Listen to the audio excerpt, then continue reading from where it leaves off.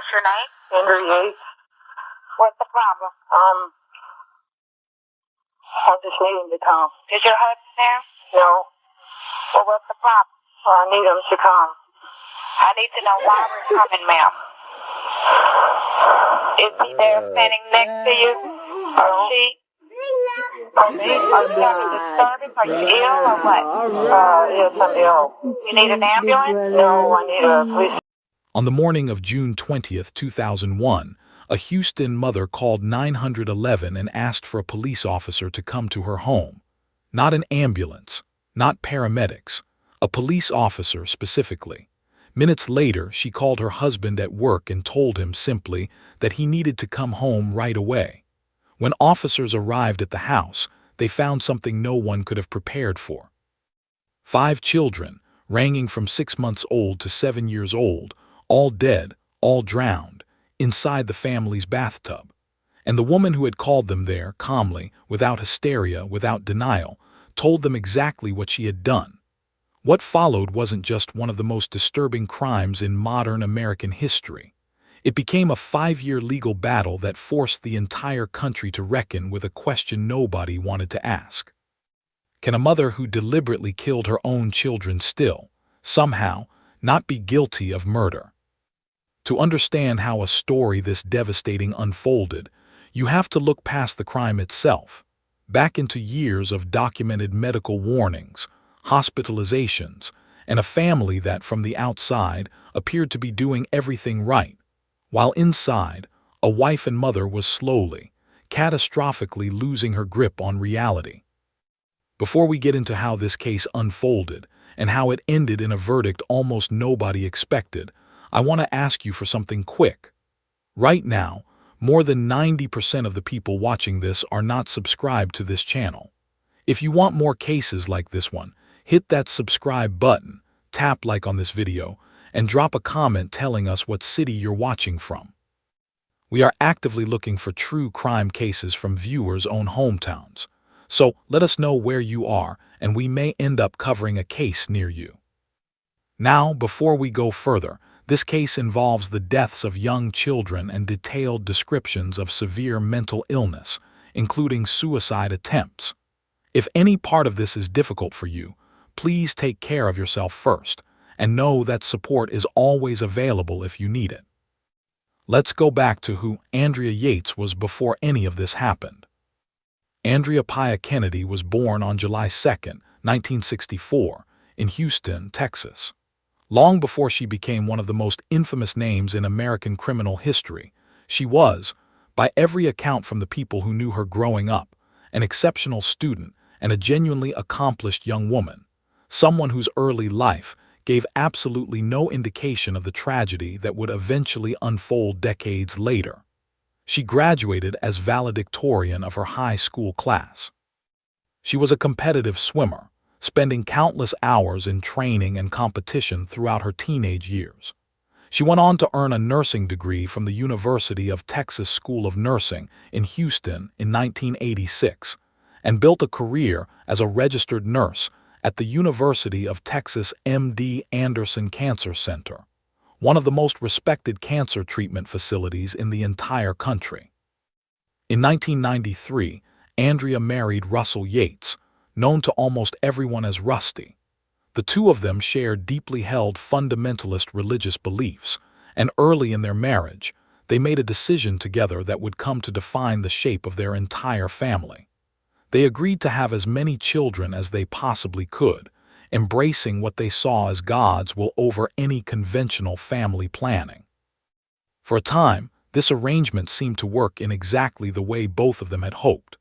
Andrea had left her nursing career behind to devote herself fully to raising the children, and the family, at least from the outside, appeared to be exactly what Andrea and Rusty had envisioned when they married, a large, devoted household anchored by faith and by Andrea's own considerable intelligence and capability, the same qualities that had once made her a valedictorian and a respected nurse. What almost nobody outside the family fully understood, at least not in those early years, was the mounting physical and psychological toll that back-to-back pregnancies and childbirths were quietly taking on Andrea's mental health. Between 1994 and 2000, Andrea gave birth to 5 children. Noah arrived in February of 1994. John followed in December of 1995. Paul was born in September of 1997. Luke came in February of 1999. And finally, Mary, the only daughter among the 5, was born in November of 2000. It was after the birth of that 4th child, Luke, in 1999, that the family's carefully maintained image of stability began to genuinely fracture. Andrea entered what doctors would later describe as a severe psychiatric crisis.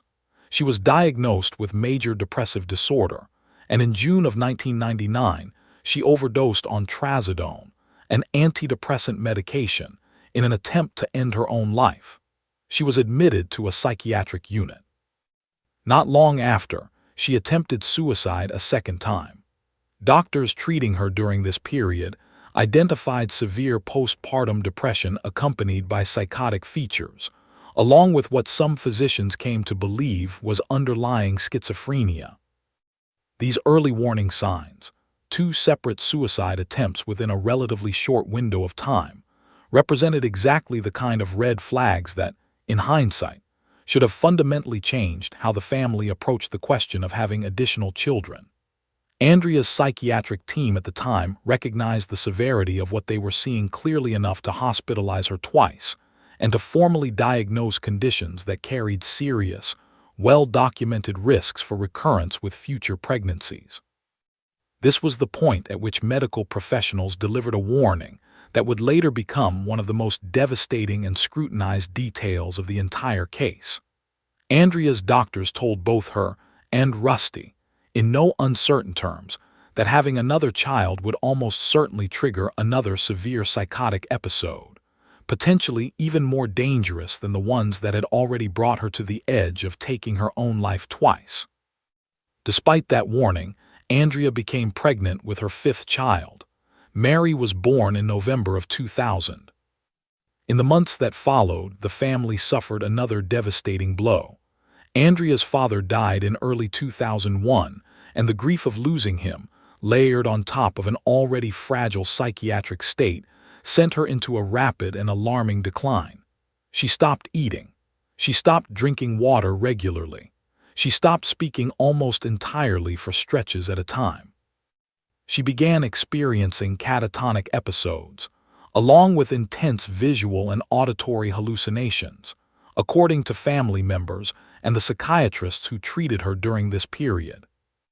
Those closest to Andrea during this period described a woman who was, in almost every visible way, disappearing in front of them. Family members who visited during this stretch recalled her sitting for long periods without moving or speaking, her eyes fixed on nothing in particular, unresponsive to questions or attempts at conversation. It was, by every account, an unmistakable psychiatric emergency, one severe enough that inpatient hospitalization became necessary not once, but twice within a matter of months. Andrea was hospitalized twice in the early months of 2001, admitted for inpatient psychiatric treatment as doctors tried to stabilize a condition that was clearly, visibly spiraling further out of control with each passing week. Both times, she was discharged relatively shortly before the tragedy that would follow just months later. One of her treating doctors gave the family an explicit instruction before her final discharge, that Andrea should not be left alone with her children under any circumstances whatsoever. On the morning of June 20th, 2001, that instruction wasn't followed. Rusty Yates left for work as he normally did, just like any other ordinary weekday morning. His mother was expected to arrive shortly afterward to help watch the children and keep an eye on Andrea. But there was a window, roughly an hour long, between Rusty leaving the house and his mother's planned arrival, during which Andrea Yates was completely alone with all 5 of her children, unsupervised, despite everything her doctors had warned. She filled the bathtub with water, One by one, she drowned each of her 5 children, Noah, John, Paul, Luke, and finally Mary, the infant daughter who had been born against her doctor's explicit warnings just 7 months earlier. When it was over, Andrea called 911. She asked specifically for a police officer to come to the house. She did not call for an ambulance, and she offered no attempt to revive any of her children or claim any kind of accident had occurred. She then called Rusty at work and told him to come home immediately. When police arrived, Andrea Yates confessed to what she had done without hesitation or denial. She told investigators and later psychiatrists an explanation for her actions that was almost impossible for anyone outside her own mind to comprehend. Forensic psychiatrists who examined her afterward described the depth of religious delusion she had fallen into. Andrea believed, with complete and unwavering conviction, that Satan himself was inside her, and that her own inadequacy as a mother had already ruined her children beyond saving. In the twisted internal logic of her psychosis, she came to believe that drowning her children before they reached what she considered the age of accountability would guarantee their souls ascended directly to heaven, sparing them from an eternity in hell that she believed she herself had already condemned them to through her failures as their mother. It's difficult to overstate just how completely this explanation diverged from anything resembling a conventional motive. This wasn't rage. It wasn't resentment.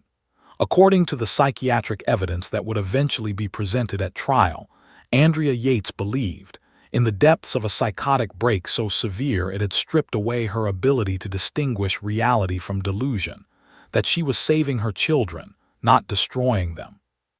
That distinction, between a delusion so complete it inverted the moral meaning of an act entirely, and an ordinary criminal intent to cause harm, would become the single most contested question running through both of her trials. It's the kind of psychiatric nuance that's genuinely difficult to communicate to a jury of ordinary citizens, tasked with applying a legal standard written decades, even centuries earlier, to a mind operating under delusion so profound that the very concept of right and wrong had been fundamentally rewired. Andrea Yates went to trial in 2002, facing capital murder charges that carried the possibility of the death penalty. Prosecutors built their case around a specific legal argument.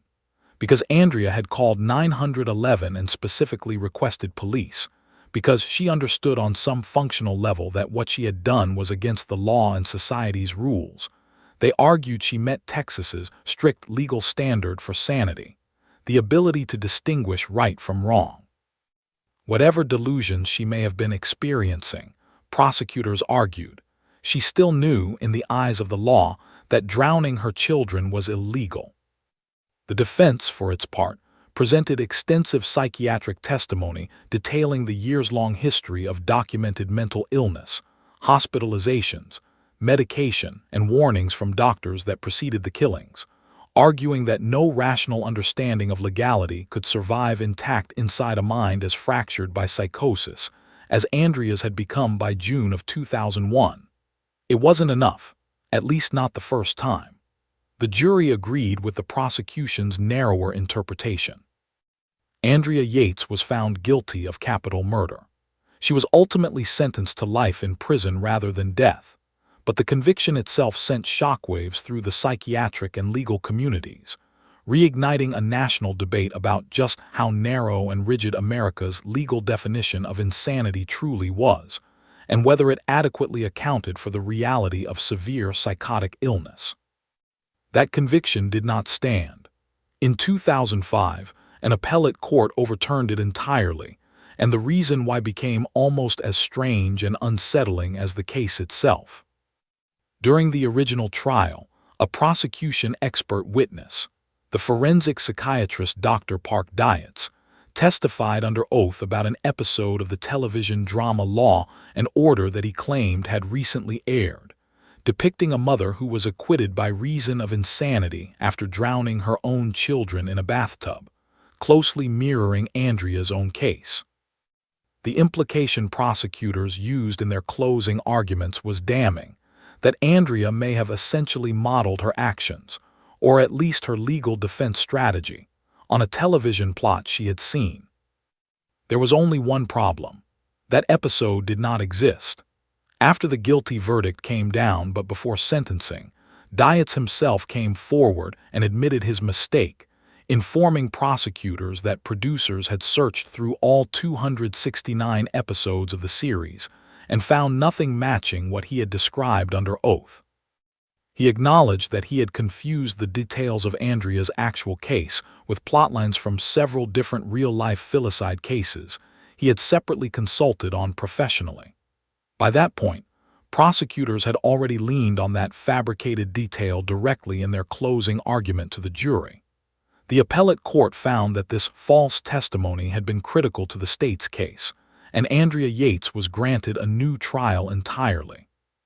The revelation struck many legal observers as an almost surreal footnote to an already devastating case, a nationally prominent forensic psychiatrist confusing a real trial with fictional television, and that confusion becoming significant enough to overturn a capital murder conviction.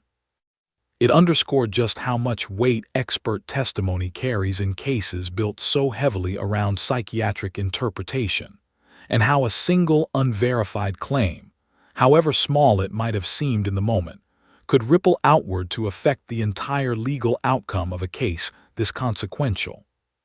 The retrial began in the summer of 2006.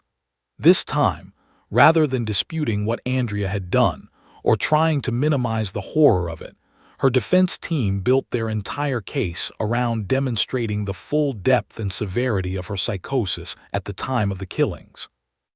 They argued that while Andrea may have understood, on some abstract level, that murder was illegal, her psychotic delusions had convinced her that drowning her children was actually a profound act of moral salvation, the only way to guarantee their eternal souls escaped damnation. Under Texas law, the relevant legal question wasn't simply whether she knew the act was illegal. It was whether her severe mental illness had prevented her from understanding that what she was doing was genuinely, morally wrong. Psychiatric experts on both sides spent weeks walking the jury through the clinical realities of postpartum psychosis, hallucinations, delusions of religious grandeur or persecution, and the terrifying speed with which an otherwise high-functioning person can lose touch with reality once psychosis takes hold. For a jury made up of ordinary citizens with no specialized training in psychiatry, absorbing that level of clinical nuance while simultaneously confronting photographic and testimonial evidence of what had happened to 5 real children represented an enormous, almost impossible balancing act. On July 26, 2006, the second jury reached a different conclusion than the first. They found Andrea Yates not guilty by reason of insanity. It was an extraordinarily rare outcome for a Texas capital murder case, and one that carried enormous weight both legally and culturally, given the state's long history of applying its insanity standard narrowly and rarely siding with defendants who raised it as a defense. A not guilty by reason of insanity verdict doesn't mean walking free. Under Texas law, courts are still required to hold a separate hearing to determine whether the acquitted person suffers from a severe mental illness and continues to pose a danger to others. If those conditions are met, the court orders indefinite inpatient commitment to a state psychiatric facility, and that commitment can legally extend for as long as the maximum prison sentence for the original charge would have lasted. In Andrea's case, given the nature of the charges, that meant potentially the rest of her life. Andrea was initially committed to North Texas State Hospital's maximum security Vernon campus. In January of 2007, she was transferred to Kerrville State Hospital, a lower security psychiatric facility in the Texas Hill Country, where she remains to this day. Under the terms of her commitment, Andrea Yates is legally entitled to an annual hearing to determine whether she might be eligible for release. Every single year since her commitment began, she has chosen to waive that hearing entirely, opting to remain under continued psychiatric treatment rather than pursue any path toward release. Her longtime attorney, George Parnham, who has remained in close and regular contact with her over the years, has described her as doing remarkably well within the structure of hospital life, while also noting that she continues to grieve for her children every single day. He has spoken about visiting her regularly, and about the small, quiet rituals that have become part of her ongoing life there, including his own habit of bringing flowers to her children's graves in Galveston and reporting back to her about it during his visits. There was a period, years into her treatment, when doctors at Careville recommended Andrea be allowed limited outside privileges, including supervised passes to attend Sunday church services and later, group outings with other patients, framed by her care team as gradual, carefully monitored steps toward eventual reintegration. Those requests drew intense media scrutiny each time they surfaced publicly, and at least one proposal for supervised outings was ultimately withdrawn amid the public attention it generated, illustrating just how difficult it remains, even decades later, for any institution to navigate the question of what rehabilitation should look like for someone whose crime remains this widely known and this deeply painful for the public to revisit. Rusty Yates, for his part, divorced Andrea in 2005, while she was still awaiting her retrial. He has spoken publicly over the years about supporting her psychiatric treatment over imprisonment, telling reporters at the time of her original bond hearing that what the family had wanted for Andrea all along was for her to be in a mental hospital rather than a prison cell. The broader impact of the Andrea Yates case extended far beyond the courtroom itself. It became one of the most significant catalysts in American medical history for public understanding of postpartum psychosis, a rare but severe condition affecting roughly 1 to 2 out of every 1,000 new mothers, distinct from the more commonly discussed postpartum depression in both its severity and its potential for genuinely dangerous delusions and hallucinations. In the years following her case, hospitals and healthcare providers across the country significantly strengthened screening protocols for expectant and new mothers, aiming to catch warning signs earlier and prevent the kind of catastrophic, unchecked decline that Andrea experienced in the months before June of 2001. Medical researchers and advocacy organizations have pointed to the Yates case repeatedly in the years since as a turning point in how seriously the medical establishment treats warning signs of postpartum psychiatric crisis, particularly in mothers who have already experienced one severe episode. The specific combination of factors present in Andrea's case, prior suicide attempts, documented psychotic features, and explicit medical warnings against further pregnancy, all followed by another pregnancy anyway, became a widely cited cautionary example in medical literature and training programs aimed at obstetricians, psychiatrists, and family physicians alike, illustrating exactly the kind of pattern that demands far more aggressive intervention than the Yates family ultimately received. In the years since her retrial, the case has also continued to draw sustained media attention, including documentaries and news retrospectives examining not just the crime itself, but the broader circumstances surrounding it, including questions about the religious environment the family was embedded in during the years leading up to the killings.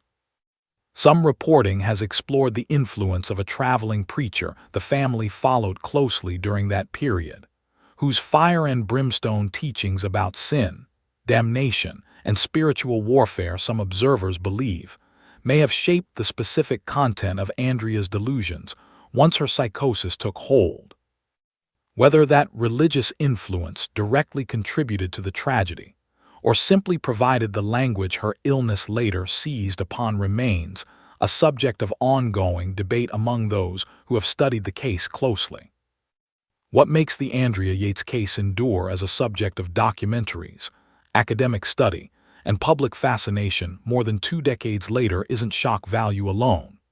It's the fact that this case sits at the genuine, uncomfortable intersection of medicine, religion, and law, 3 systems that each, in their own way, failed to fully protect a family that was, by every available measure, sending up warning signs for years before the worst happened.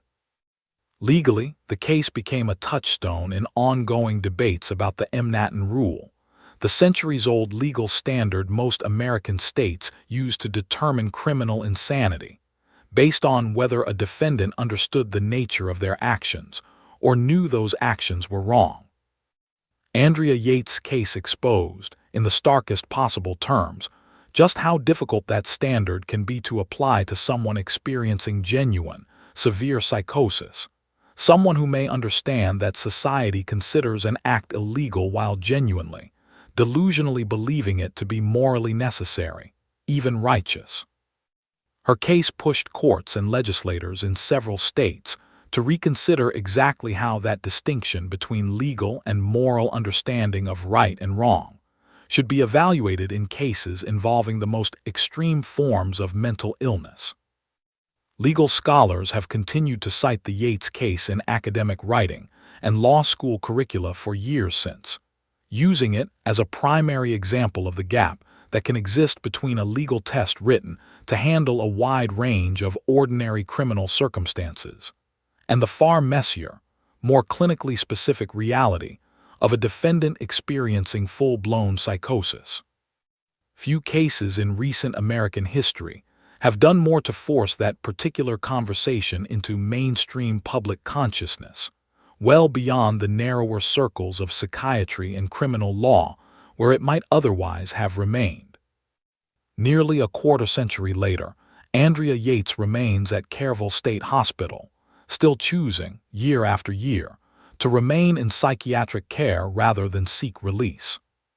Her case endures not as a simple story of a monstrous crime, but as one of the most complicated collisions in American legal history between the rigid language of criminal law and the genuinely devastating, reality-altering nature of severe, untreated mental illness, one that forced an entire country to sit with a question that still doesn't have a comfortable answer.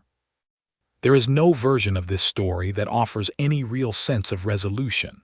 5 children who should have grown up, gone to school, built lives of their own, are buried in Galveston. A mother who was, by every account before her illness took hold, intelligent, accomplished, and deeply devoted to the family she'd built, spent years in a courtroom fighting to prove that the woman who drowned her own children in June of 2001 was, in the truest sense, not the same person who had graduated valedictorian, competed as a swimmer, and cared for cancer patients as a nurse years earlier. Whether the legal system ultimately reached the right answer in classifying what happened to her as insanity rather than murder remains, even now, a question people on every side of the debate continue to argue about, more than 2 decades after that morning in Houston. If this case moved you, please remember that if you or someone you know is struggling with postpartum depression, postpartum psychosis, or any severe mental health crisis, support and treatment are available, and reaching out for help early can make all the difference. If this case moved you in other ways too, make sure you're subscribed so you don't miss the next one. Give this video a like, drop a comment letting us know your thoughts, and share it with anyone who appreciates real true crime stories told the right way.